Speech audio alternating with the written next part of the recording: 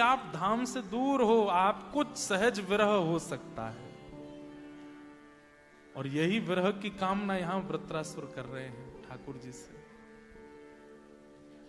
एक वत्स की तरह विरह हो, एक पक्षी की तरह विरह हो, और एक प्रियतमा की तरह विरह हो ठाकुर जी का। समंजसत्वा विरहय कांक्षे। किसको विरह नहीं हुआ? एक भक्त का नाम आप नहीं बता सकते जो भगवान का परम भक्त हो और उसके जीवन में कोई विरह ना आया हो,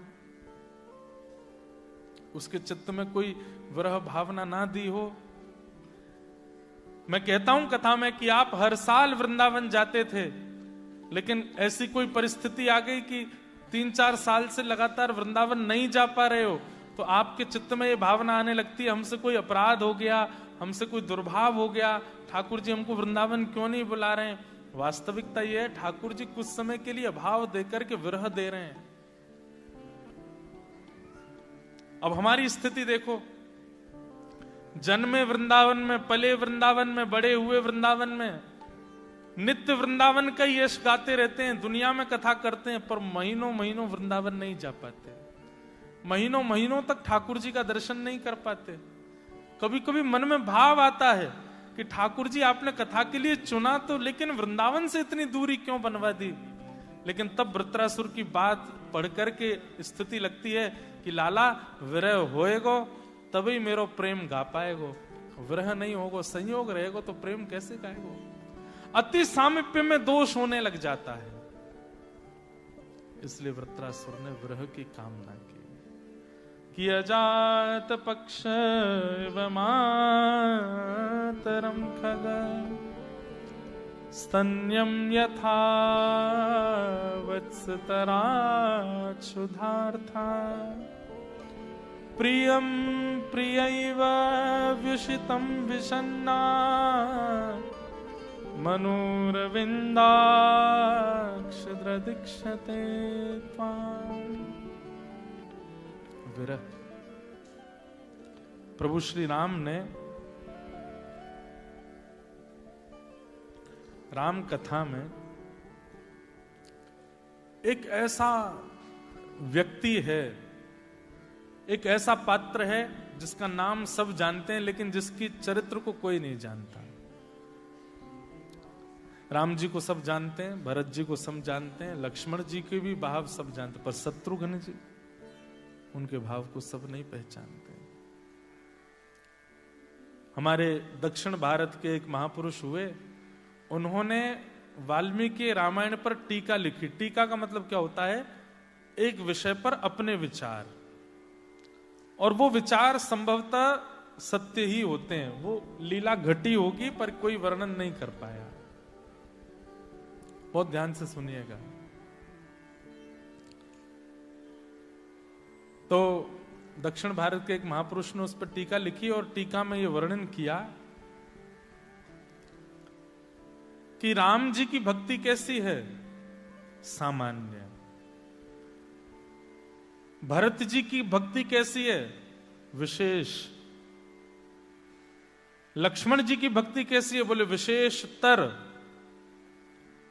और शत्रुघ्न जी की भक्ति कैसी? बोले विशेषतम। यहां पर उन्होंने अपनी टीका में ऐसी बात लिखी जिसको पढ़कर के सब विद्वानों के कान खड़े हो गए। बोले भाई, ऐसे कैरेक्टर का उजागर किया है रामचरितमानस के जिसको किसी ने देखा ही नहीं। शत्रुघ्न जी महाराज, आपने भी बस नाम ही सुना है, उनके बारे में ज्यादा देखा नहीं होगा। ना राम लीलाओं में दिखाया जाता, ना रामायण में दिखाया जाता, ना किसी चरित्र में इतना वर्णन किया जाता। पर देखो उनके साथ क्या हुआ। राम जी जब वन जाने के लिए तैयार हुए तो लक्ष्मण जी को सबसे पहले राम जी ने जाकर के कहा कि हम वन जा रहे हैं, और हमारे पीछे से, अब देखो भरत और शत्रुघ्न ये दोनों नानी के घर गए हैं। सब लोग ध्यान से सुनना, ये तो नानी के घर गए हैं। तो बच्चे तुम माता पिता और पूरी अयोध्या का ध्यान रखना, पिताजी की आज्ञा है, मैं वन में जा रहा हूं। लक्ष्मण जी महाराज बोलते हैं, मैं कुछ कह सकता हूं? राम जी बोले अब मेरी आज्ञा हो गई, अब तुम कुछ नहीं कह सकते। तुमको माता पिता और पूरी प्रजा का ध्यान रखना है, अयोध्या का ध्यान रखना है, और बड़े भैया की आज्ञा है, और एक प्रकार से मैं बड़ा पुत्र हूं दशरथ जी का, तो मैं राजकुमार हूं, राजकुमार की आज्ञा है, राजकुमार की आज्ञा राजा के समान होती है, तुमको माननी पड़ेगी, भाई के नाते भी प्रजा के नाते भी, मेरी आज्ञा का उल्लंघन नहीं कर सकते तुम। तो लक्ष्मण जी बहुत अच्छी बात कहते हैं। लक्ष्मण जी कहते हैं भैया एक बात बताओ। बोले बताओ। बोले आज्ञा का पालन देह का धर्म है कि आत्मा का धर्म है? बहुत ध्यान से सुनना। आज्ञा का पालन, कि राम जी कुछ बोल नहीं पाए। राम जी बोले सुनो, चलो हमारे साथ। लक्ष्मण जी बोले हाँ ये बात है ना। लक्ष्मण जी तुरंत गए, अपनी पत्नी को जाकर के समझा दिया, राम जी के साथ हो लिए। ये लक्ष्मण जी की भक्ति है। अब सोचो कैसी अद्भुत भक्ति है लक्ष्मण जी की। लेकिन लक्ष्मण जी की भक्ति भी विशेष बताई है। अब आते हैं श्री भरत जी। तो जब भगवान चित्रकूट पहुंच गए तो भरत जी गए, सावधानी से सुनना। तो भरत जी महाराज पहुंचे और भरत जी जाकर के राम जी के चरणों में प्रार्थना करते हुए बोले भैया आप वन में आ गए राजा की बात मान करके, पिता की बात मान करके, और आप अभी मुझे बहुत ज्ञान उपदेश दे रहे। सब लोग इधर देखो, ध्यान से थोड़ी देर सुनो। आज ही है मीट एंड ग्रीट वाला, आज ही है प्रोग्राम। आज कथा के बाद हम सबसे मिलेंगे। हाँ, सब लोग जितने भी लोग हैं, एक एक व्यक्ति हमसे मिले ना, पर फोटो नहीं खिंचाना। हाँ? फोटो जरूर खिंचवाते हैं लोग, उसमें बहुत टाइम जाता है। और खिंचवाना हो तो किसी को पहले ही कैमरा दे देना, बोले मेरा फोटो खींच लेना। हाँ? तो आज कथा के बाद में हम थोड़ी देर बैठेंगे, नीचे आ जाएंगे सबसे मिलके, सबसे जुल के, क्योंकि कल तो जैसे आराम होना है। तो इसलिए आज आप लोग बैठो, थोड़ी देर कथा सुनो, फिर सबसे मिलेंगे आनंद से। तो भरत जी की बात सुनो। भरत जी पहुंच गए, राम जी से जाकर के बोले आप वन में क्यों आ गए? बोले पिता आज्ञा, और पिता की आज्ञा मानना एक पुत्र का धर्म होता है।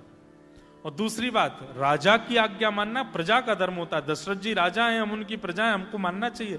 पिता और राजा दोनों की आज्ञा हो जाए तब तो फिर कहना ही क्या, फिर तो करना ही चाहिए। तो भरत जी महाराज बोले पिताजी तो अब देह से चले गए, जिस देहधारी ने आज्ञा दी वो देह से तो चला गया, अब उसकी आज्ञा भी 90% तो चली गई। दूसरी बात, वही राजा थे तो राजा भी चला गया, तो दोनों की आज्ञा एक प्रकार से समाप्त जैसी हो गई है, तो आपको वापस चलना चाहिए। राम जी महाराज ने इस पे बहुत ज्ञान दे दिया। भले ही वो देह से नहीं है, पर उनकी आज्ञा तो जीवंत तक रहेगी, उसका तो उनको पालन करना चाहिए। राजा की आज्ञा सर्वोपरि होती है। तो भरत जी महाराज बोले भैया हम विरह के बारे में बता रहे हैं, इसलिए पहले सुन लीजिए ध्यान से। भैया आप कहते हैं राजा की आज्ञा सर्वोपरि। बोले जी, तो बताइए पिता के जाने के बाद राज्य गद्दी का अधिकार किसको होता है? तो राम जी बोले ज्येष्ठ पुत्र को, बड़े बेटे को। बोले लेकिन बड़ा बेटा अगर उपस्थित ना हो तो बोले उससे छोटे बेटे को। तो बोले इस नाते से पिताजी जिस दिन प्राण त्याग करके गए उस दिन आप तो वहां थे नहीं, तो सीधे सीधे मैं राजा हो गया अयोध्या का। राम जी बोले हाँ वो तो हो ही हो भैया, वो तो बड़ी खुशी की बात है। मैं तो चाहता ही था कि तुम 14 वर्ष के लिए राजा बनो और क्या जीवन भर रहो। तो बोले ठीक है, तो आप ये मानते हैं कि मैं अयोध्या का राजा हूं इस वक्त? बोले हाँ, तो मेरी आज्ञा है वापस चलो, मैं राजा हूं। अभी अभी आपने पहले बहुत बखान कर चुके हो आप, राजा की आज्ञा, राजा की आज्ञा। लीजिए अयोध्या का राजा दशरथ कुल नंदन भरत आपको आज्ञा करता है, वापस चलिए। राम जी घबरा गए, अब क्या बोले? पहले ही आज्ञा पर इतना प्रवचन कर चुके थे, अब तो कुछ बोल नहीं सकते। वशिष्ठ जी ताली बजाने लगे, वाह वाह वाह वाह वाह, देखो ये भरत चेला है अपना, क्या बात कही है। गुरु जी ने भी मोहर लगाई, राम जी बात तो सही कह रहे हैं भरत जी। और केवल वशिष्ठ जी नहीं, वहां जितने लोग थे सब भरत जी के पक्ष में आ गए। कहां तक कहें जो साथ निकले थे लक्ष्मण और सीता जी, वो भी भरत जी सही कह रहे हैं। अब हो गया वनवास जितने दिन का था, ठीक है, पिताजी की आज्ञा तो मान ही ली, पूर्णता तो करी दी, अब चलो वापस। लेकिन तुरंत राम जी के नेत्रबंद हुए, राम जी को सबरी की याद आ गई। बोले वो कब से प्रतीक्षा कर रही है, मैं वापस चला जाऊंगा, भरत तो सुखी हो जाएगा, अयोध्या के लोग तो सुखी हो जाएंगे, पर सबरी, उसको सुख कैसे मिलेगा।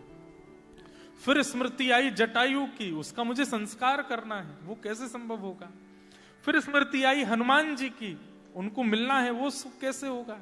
फिर स्मृति आई लंका में बैठे हुए प्रतीक्षा कर रहे रावण के छोटे भ्राता विभीषण की, सब वानरों की, सुग्रीव की, बाली की, सब का स्मरण राम जी के चित्त में तो पूरी लीला थी ना। राम जी बोले अब क्या होगा। तो वो जो व्याकुलता, जो दुखित मुख था ना, वो राम जी का दिख रहा था। राम जी ने सबकी बात देखी तो बोले अब तो जाना पड़ेगा। तो राम जी बड़े बड़े खिन्न मन से उठ करके अयोध्या की ओर चलने लगे। और उसी समय भरत जी ने देखा कि सब नाच रहे हैं, सब गा रहे हैं, ढोल बजा रहे हैं, राम जी वापस अयोध्या की ओर जा रहे हैं। तभी भरत जी ने राम जी का मुख देखा तो मुख पर थोड़ी सी व्याकुलता थी, विचलनता थी। तुरंत भरत जी ने राम जी को रोका, बोले सुनिए, मेरा प्रेम ऐसा नहीं कि मैं अपने सुख के लिए अपने स्वामी को दुखी करूं। हे नाथ, अगर अयोध्या जाने में केवल मेरा सुख पूर्ण होता है, आप सुखी नहीं है, तो आप मत जाइए, आप वन में ही रहिए। मैं आपको सुखी देखना चाहता हूं, अपने सुख के लिए आपको परेशान नहीं करूंगा। इसीलिए कहा गया कि रामचरितमानस में उद्धव जी और हमारी ब्रज की गोपियां, इन दोनों का प्रेम समान है। यही तो गोपियों ने किया। ठाकुर जी चले गए मथुरा, उद्धव जी जब समझाने के लिए गए गोपियों को, तो गोपियां उद्धव जी से कहती हैं, उद्धव हमें समझाओ मत, मथुरा वृंदावन से दूर नहीं है, हम चाहें तो दिन में 3 बार मथुरा जाकर के कृष्ण से मिलके आ सकती हैं। अगर पैदल भी कोई चल करके मथुरा जाए तो 2 घंटे में मथुरा पहुंच जाएगा, 1.5 घंटे में मथुरा पहुंच जाएगा। ये तो मैं बहुत ज्यादा बता रहा हूं, और जल्दी पहुंच जाएगा। 7-8 किलोमीटर की दूरी है बस मथुरा की। उद्धव हम चाहें तो दिन में 3 बार मिलके आ सकती हैं कृष्ण से, वृंदावन से मथुरा कोई दूर नहीं है, लेकिन वर्षों से वृंदावन से गई नहीं है। क्यों? क्योंकि हमारा प्रेम ऐसा है, यदि हमारे श्याम सुंदर वहां सुखी हैं तो हम जाके उनको दुखी क्यों करें। हम तड़प रही हैं, हम रो रही हैं, हम व्याकुल हैं, हम उनको पुकार रही हैं, पर मिलने नहीं जाएंगी, क्योंकि हमारा प्रेम यह कहता है कि हम जिद नहीं करेंगे। अगर उनका मन होगा तो वो आ जाएं, हम उनको जाकर के परेशान नहीं करना चाहती हैं। कृष्ण मन कृष्ण धन, कृष्ण ही हमारो धन, 8 याम ऊधो हमें कृष्ण ही सो काम है। कृष्ण सब कुछ है हमारे, लेकिन फिर भी हम मथुरा जाकर के कृष्ण से नहीं मिलेंगे। इसे कहते हैं प्रेम। यही भरत जी का है। भरत जी कहते हैं मुझे सुख देने के लिए आपको मैं अयोध्या नहीं ले जाऊंगा। गोपियां कहती हैं हमें सुख देने के लिए हम कृष्ण को यहां नहीं बुलाएंगे। हमने सुना है कि कृष्ण यदि वृंदावन से बाहर रहेंगे तो जगत कल्याण होगा। अगर जगत कल्याण हो रहा है तो करने दीजिए, हमको नहीं चाहिए कृष्ण, हम रोती रहेंगे, बिलखती रहेंगी, प्राण त्याग देंगे। उसी समय नारद जी ने एक नारद भक्ति सूत्र ग्रंथ लिखा, और उस नारद भक्ति सूत्र में भक्ति की अधिष्ठात्री किसको बताया? ब्रज की गोपियों को। बोले प्रेम हो तो ऐसा, वही प्रेम भरत जी का है। तो भरत जी कैसे हैं? विशेषतम। और अब आते हैं शत्रुघ्न जी महाराज, ये हैं विशेषतर। विशेषतर कैसे हैं? ऐसा आप लोगों ने सुना होगा कि राम जी जितने वर्ष अयोध्या से बाहर रहे, दशरथ जी के अलावा किसी ने प्राण नहीं त्यागे। पूरी अयोध्या में दशरथ जी के अलावा किसी ने प्राण नहीं त्यागे। जबकि अयोध्या की स्थिति ऐसी है, सब रोते हैं, विलखते हैं। कौशल्या मैया, कैकेयी मैया आदि आदि, ये सब कभी रामचरित्र विस्तार से हम साल में एक बार कहते हैं, तो कभी सुनिएगा, इतना अद्भुत है। लक्ष्मण जी की पत्नी सुतकीर्ति का अगर आपने चरित्र सुन लिया ना, आपके नेत्रों से आंसू नहीं रुक पाएंगे।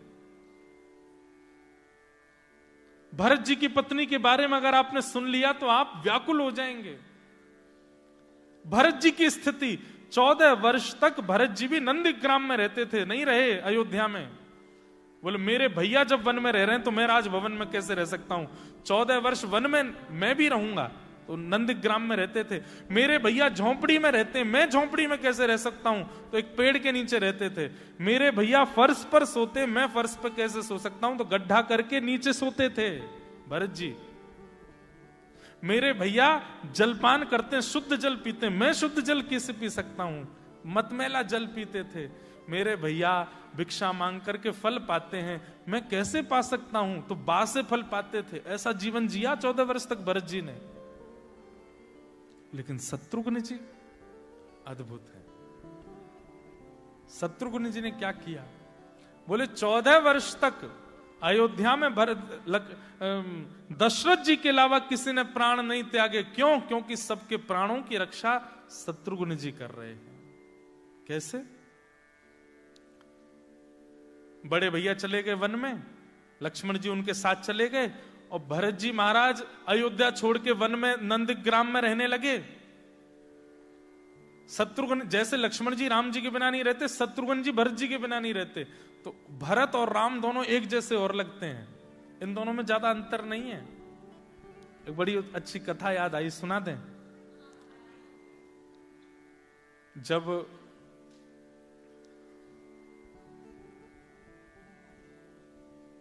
गुरुदेव आए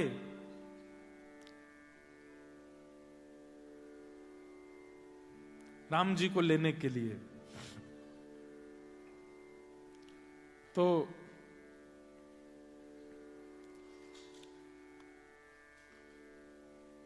दशरथ जी महाराज से कहा कि हमारे यज्ञ में बहुत विघ्न होता है, आप कृपा करके अपने पुत्र राम को हमारे साथ भेज दो ताकि हमारे यज्ञ की रक्षा हो सके। तो दशरथ जी बड़े व्याकुल हो गए। बोले मैं राम को कैसे दे सकता हूं? राम जी को नहीं दूंगा। तो बड़े रोने लगे। तो भीतर जाके बोले मैं पत्नियों से बात करके आता हूं। तीनों पत्नियों को बुलाया, वशिष्ठ जी भी आए। बोले देखो ये बिना राम को लिए जाएंगे नहीं यहां से। तो दशरथ जी बोले देखो मुझे चारों बालक प्रिय हैं, लेकिन राम में मेरे प्राण बसते, मैं राम को नहीं दे सकता। तो वशिष्ठ जी ने एक युक्ति बताई। बोले काम करो। बोले क्या? बोले भरत बिल्कुल राम जैसा दिखता है, और ये मुनिनाथ जो आए हैं इनको पता नहीं है कि राम और भरत दिखते क्या। इनको बस ये पता है कि दोनों सांवले हैं, अभी तक इन्होंने बालकों का दर्शन किया नहीं है। तुम एक काम करो, भरत को ले जाओ, भरत को दे दो। इनको यही तो पता है कि वो सांवला है, सुंदर है, कटाक्ष नेत्र है, और भरत राम तो एक जैसे ही लगते हैं। तो दशरथ जी बड़े प्रसन्न हो गए। बोले देखो भरत भी मुझे प्यारा है, पर राम को तो मैं आंखों के दूर कर नहीं सकता, भरत को दे आऊंगा। तो भरत जी की उंगली पकड़ करके ले गए और कहा कि मुनिनाथ आप कह रहे थे राम जी को दे दो मेरी यज्ञ की रक्षा, लीजिए राम। और जैसे भरत जी आए तो देख करके वो तो चकित रह गए। बोले ये तो बिल्कुल वैसा ही है जैसा मैंने सुना, कमल जैसे नेत्र, श्याम वर्ण, गुलाबी गुलाबी गाल, घुंघराले केश, बिल्कुल एक जैसे हैं। और पीछे तीनों भैया खड़े हैं, लक्ष्मण जी, राम जी और शत्रुघ्न जी। और ये भरत जी को राम कह करके दे रहे हैं। बोले ये राम है, इसको ले जाओ। ले जाने लगे। थोड़ी दूर जाकर के उनके चित्त में आया पीछे 3 भाई खड़े थे, उनमें भी एक सांवला था, उसकी भी आंखें ऐसी थी, उसके भी नाक कान ऐसे ही थे। और थोड़ी देर पहले तो दशरथ जी इतने व्याकुल हो रहे थे राम जी को नहीं दूंगा, और थोड़ी देर बाद इतने हंसते खेलते आए, बेटे का हाथ पकड़ा दिया, मुझे कुछ दाल में काला लग रहा है। तो उन्होंने परीक्षा कैसे ली भरत जी की, सुनो। भरत जी से बोले भरत, बोले जी गुरुदेव, नहीं बोले राम, बोले जी गुरुदेव। हमारे आश्रम जाने के 2 रास्ते हैं। बोले कैसे? बोले एक रास्ता तो सीधा जाता है, पर इस सीधे रास्ते में समय तो कम लगता है, लेकिन इस रास्ते में बड़े बड़े राक्षस हैं, बड़ी बड़ी राक्षसियां हैं, उनसे युद्ध करना पड़ेगा, उनको मारना पड़ेगा, तभी आश्रम पहुंचेंगे। और दूसरा रास्ता जो वो घूम के जाता, पर उसमें 5-6 दिन का समय लगेगा। बताओ हमें कौन से रास्ते से जाना चाहिए? तो भरत जी बोले, गुरुदेव किसी राक्षस को क्यों मारना, वो भी तो बेचारे जीव हैं, वो भी तो बेचारे जीना चाहते हैं, उनको मार करके क्या लाभ होगा? 5 दिन का समय लगेगा, इधर से चल देते हैं। तुरंत गुरुदेव बोले, तुम भरत हो ना? क्योंकि भरत संत हृदय है, वो किसी को नहीं मार सकते। तुरंत मुख से, हाँ गुरुदेव। हाथ पकड़ करके लेकर के आए और आकर के दशरथ जी से कहा, तुमने भरत पकड़ा दिए मेरे हाथ, वो राम तो भीतर बैठे हैं। दशरथ जी बोले, गुरुदेव राम को मत ले जाइए ना। बोले नहीं, चाहिए तो मुझे राम ही। पर बाद में ये बात हुई कि राम को दे दोगे तो ब्याह करा के लाएंगे। तो इस लोभ में राम जी को दिया, दे थोड़ी रहे थे, इतने प्रिय हैं। लेकिन शत्रुघ्न जी महाराज, शत्रुघ्न जी, उनका विरह कैसा। तो भरत जी के बिना शत्रुघ्न जी नहीं रहते, लेकिन भरत जी स्पष्ट बोल चुके थे शत्रुघ्न से, शत्रुघ्न 14 वर्ष तक अपना मुख मत दिखाना मुझको, जाओ अयोध्या में रहो।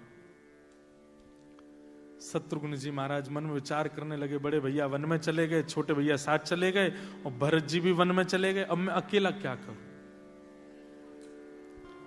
बंधुओं, बिगड़ी हुई वस्तु के प्रति यह भावना रखना कि अब बिगड़ गई, अब क्या कर सकते हैं, यह श्रेष्ठ व्यक्ति का लक्षण नहीं है। पर बिगड़ी हुई वस्तु को भी संभालना, यह श्रेष्ठ व्यक्ति का लक्षण है। 14 वर्ष तक अयोध्या में किसी के प्राण नहीं गए, क्योंकि सबके प्राणों की रक्षा शत्रुघ्न जी कर रहे थे।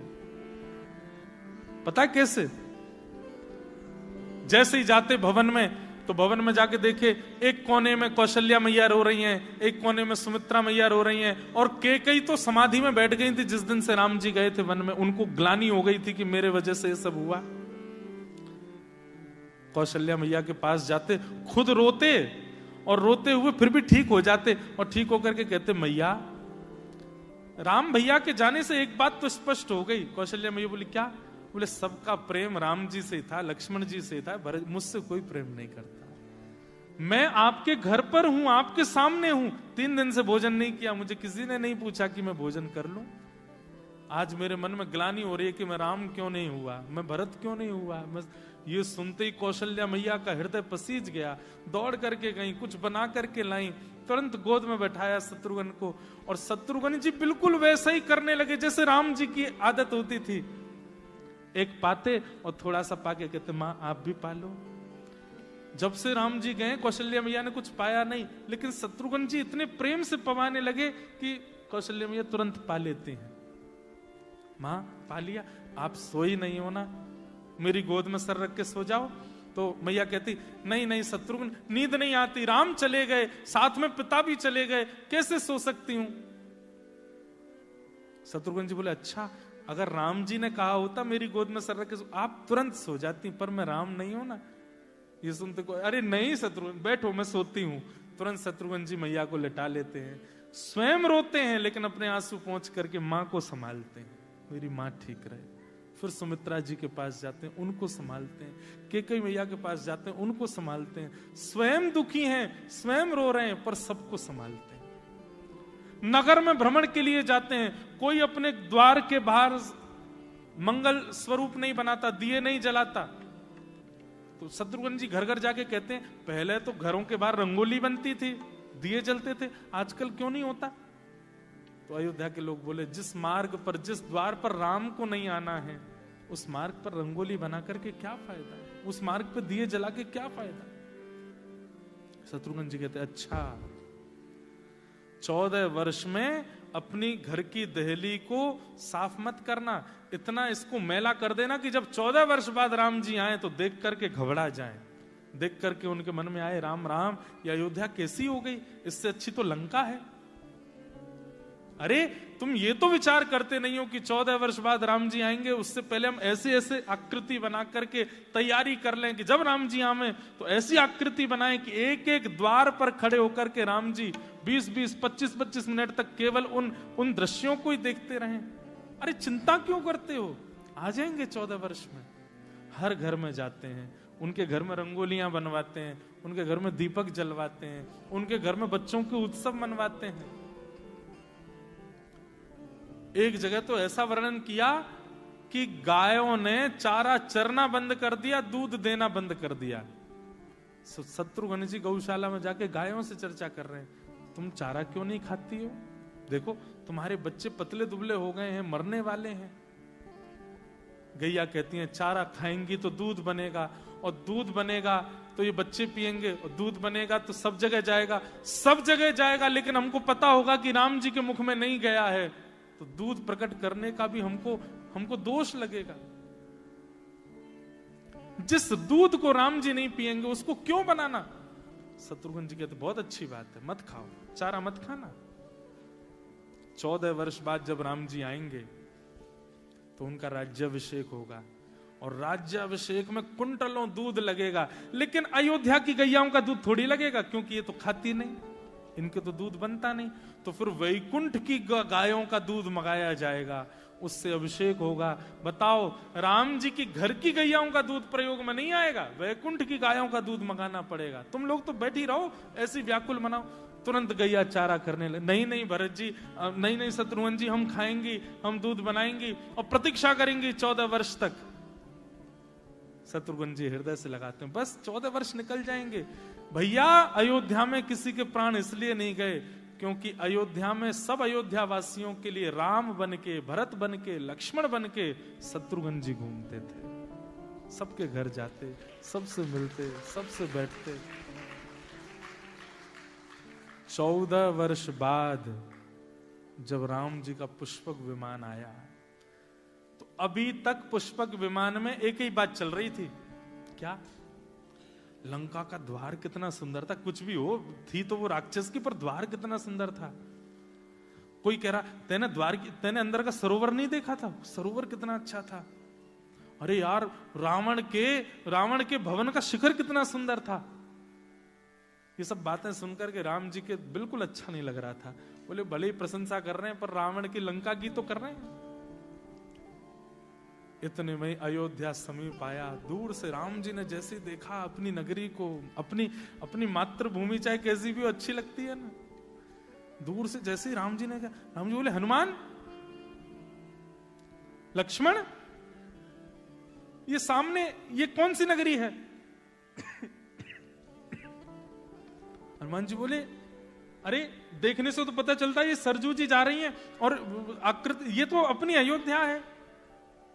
कहते हैं बोले लंका की सुंदरता भूल गए अयोध्या को देख के। 14 वर्ष में ऐसी चमचमा रही थी, ऐसी सुगंधी प्रकट हो रही थी, ऐसे खिलखिलाते लोग दिख रहे थे, सबके मुखमंडल पर लालिमा दिखाई दे रही थी। गाय हिष्ट पुष्ट हो गई हैं।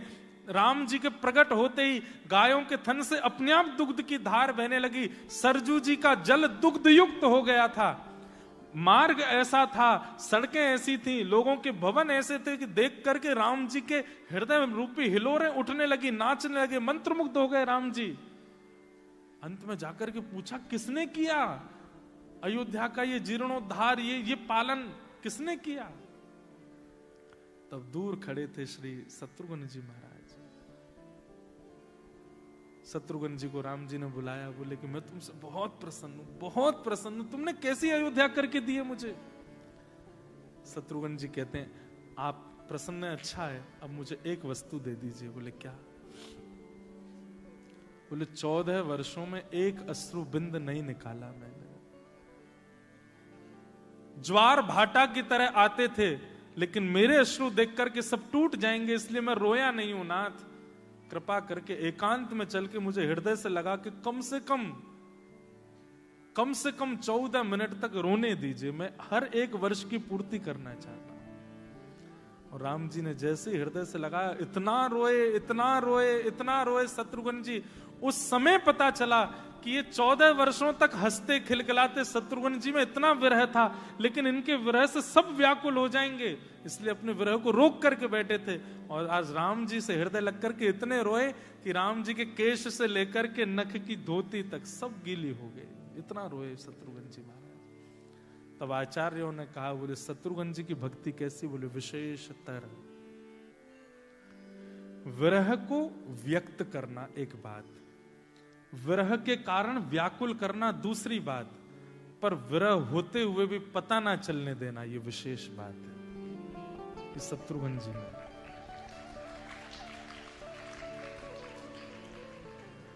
पर विरह सर्वश्रेष्ठ है और वही मांग रहे हैं।